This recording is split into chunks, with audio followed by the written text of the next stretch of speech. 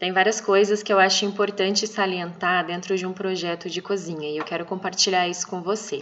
Então aqui a gente tem uma cozinha bem pequena, de um apartamento pequeno, que ela tem cerca de 8,35 metros quadrados. Para vocês terem uma ideia, uma das paredes aqui, que é a maior, tem 3 metros de largura e a outra menor, 2,23. Então, como que eu fiz para poder otimizar todos esses espaços?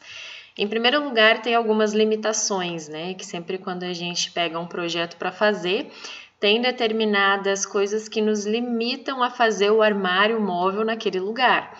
Como, por exemplo, né, o ponto de água e esgoto de uma pia. Então, deixa eu dar um zoom aqui maior. Então, aqui eu tenho o ponto de água e esgoto da pia, aqui eu tenho o ponto de água e esgoto do tanque e aqui eu tenho o ponto de gás. Então, me limita que o fogão precisa ser aqui, que a pia precisa ser aqui, que o tanque precisa ser aqui. A não ser que eu queira fazer uma super reforma e mudar toda essa tubulação, que não seria o caso, né, aqui dessa cozinha. Então, o que a gente tem que observar, né? Como que a gente pode fazer um projeto? Deixa eu colocar numa visualização melhor aqui, ó. Como a gente pode fazer um projeto que atenda às necessidades do nosso cliente com cada um desses detalhes, né? Então, a gente tem que sempre pensar numa cozinha pensando em 5 setores diferentes de organização. Então, a gente tem aqui a área de limpeza, né, que estaria nessa área aqui breve abaixo da pia, assim como a gente tem também a área de limpeza aqui abaixo do tanque, que é onde a gente vai guardar todos os materiais de limpeza que a gente precisa para dentro dessa cozinha. Aqui eu poderia simplesmente ter eliminado o tanque e colocado uma máquina de lavar roupas, então dependeria muito da necessidade do meu cliente, sendo que a lavanderia aqui é conjugada, né, com a cozinha. Temos uma segunda área de setorização, que é a área de preparo de alimentos, que vai abranger tanto essa área aqui do nosso fogão, né, e essa primeira gaveta, digamos aqui, logo abaixo do fogão, quanto essa área que aparece aqui, que é dessa torre. Então, no preparo de alimentos, né, tá tudo muito perto a circulação, porque essa cozinha ela é pequena. Então, na área de preparo de alimentos, a gente precisa ter, né, de fácil acesso, os talheres ali maiores para a gente cozinhar. A gente precisa ter de acesso uma vasilha específica para colocar aquele alimento, ou mesmo uma panela, né? Então, uma terceira área que a gente teria aqui é a área de armazenamento de alimentos, que aqui eu separei, né, tanto a geladeira, uma área que armazena alimentos, quanto essa torre aqui maior, né, esse armário dispenseiro do lado da torre, a gente tem um armário dispenseiro, eu tenho inclusive assim na minha casa. Então, a gente teria esse terceiro setor aqui. Ainda teríamos um quarto setor, que seria a área de talheres e louças. Então, eu poderia muito bem colocar, né, os talheres aqui, as louças abaixo aqui nesse gavetão da pia, e teria a área de panelas como quinto elemento, que eu poderia usar, né, esse espaço desse último gavetão aqui embaixo do cooktop para fazer esse armazenamento. Ou seja, dessa forma eu dividi a minha cozinha em 5 setores, que é limpeza, preparo de alimentos, armazenamento de alimentos, talheres e louças e também a parte de panelas. Mesmo numa cozinha pequena eu conseguiria fazer essa parte.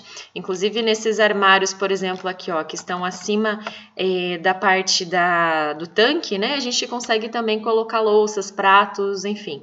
E consegue fazer uma otimização dos espaços mesmo numa cozinha tão pequena, né? Em metragem quadrada. Algumas coisas bem importantes, assim, sempre para a gente verificar num projeto, né? Eu até comento com as pessoas que uma das coisas mais importantes é a questão das alturas ergonômicas. Então, qual que é a altura que a gente vai deixar, por exemplo, uma pia? Então, a pia ela vai ficar numa altura entre 85 centímetros a 90 a 91 centímetros, a altura final do tampo.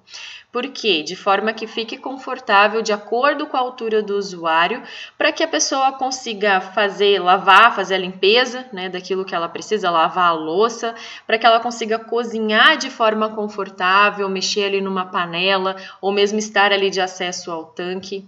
Outra questão de altura que precisa estar adequada é a altura dos armários aéreos ou superiores. eles precisam estar ali em torno de 1,45 m a 1,50 m do chão, esse primeiro armário, para que fique fácil acesso, né, e alcance das mãos. Outra questão assim que eu gosto muito de explorar, e você vai observar que esse projeto aqui tem bastante, é a questão de gaveta. Então, na gaveta a gente sempre traz a prateleira até a gente, então ergonomicamente fica muito mais fácil, né? Se fosse um armário tradicional de porta de abertura, né, o usuário dessa cozinha precisaria se abaixar, teria que ter espaço para abrir, né, as portas, para você quase entrar dentro ali do armário e alcançar o que está dentro. Na gaveta você abre a totalidade da prateleira e você observa tudo que está armazenado ali dentro da cozinha. Outros detalhes que é importante, né, na hora de projetar a cozinha é nunca encostar um armário na parede. Então pode ver que aqui, ó, eu fiz vistas laterais. Eu gosto sempre de trabalhar com vistas laterais de cerca de 5 centímetros. Então mínimo 3, né, em torno de 5 centímetros fica um tamanho de vista boa, porque as paredes nunca são corretas, elas nunca são retinhas, né, elas sempre são tortas. Então quem trabalha na obra, quem faz as montagens sabe bem disso. E o ideal é que a gente deixe sempre uma medida para fazer uma vista lateral e que o armário possa ficar bem certinho encaixado.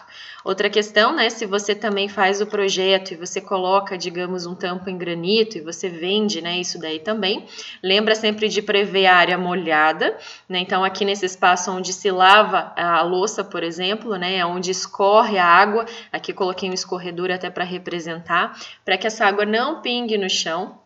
Outra questão que a gente precisa trabalhar, né, sempre que faz aqui, ó, o granito, tá vendo aqui o tampo, que tem uma pingadeira. O que seria essa pingadeira? Que ele cubra, né, o tamanho do puxador, para que o puxador fique embutido ali, né, para que a porta do armário não fique maior, né, do que a profundidade do tampo da pia.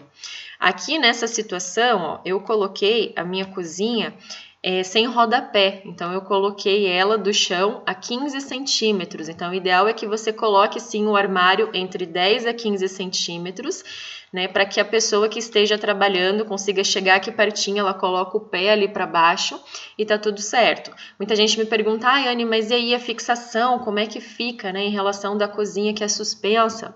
O ideal na fixação nesse caso é que tenha bem aqui, ó, no fundo, entre a parede e o armário, que você coloque ripas de madeira, o ideal é até ripas de madeira maciça, porque vão dar uma fixação e uma sustentação extra para o armário.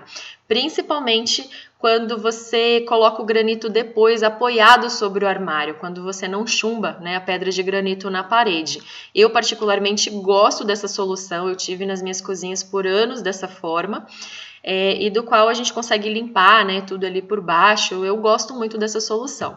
Inclusive na minha casa hoje não é assim, né, o construtor da casa ele acabou fazendo uma base de concreto, o que limitou muito o design da minha cozinha, então eu não acho legal, né.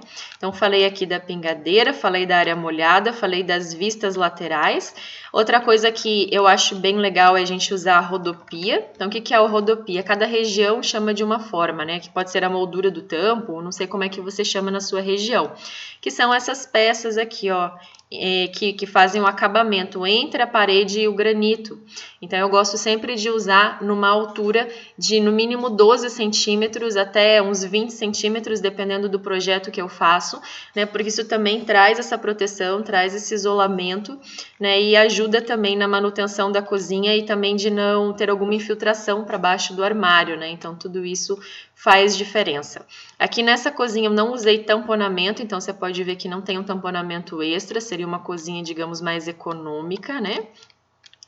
E aqui na lateral, né, eu coloquei a torre, né, do forno e do micro-ondas afastado da geladeira. Eu sei que tem situações em que a gente não consegue trabalhar com esse afastamento, né? Que às vezes a geladeira vai grudadinha ali na torre.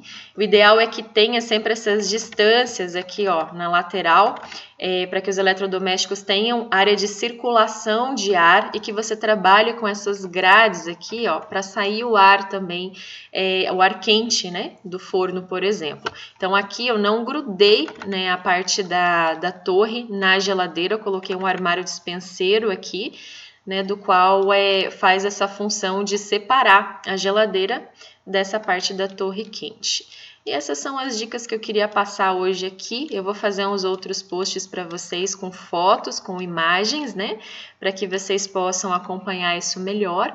E se você curtiu essas dicas, deixa seu comentário aí, deixa sua pergunta, que eu fico à tua disposição. E obrigada por assistir até aqui. Até mais então. Tchau, tchau.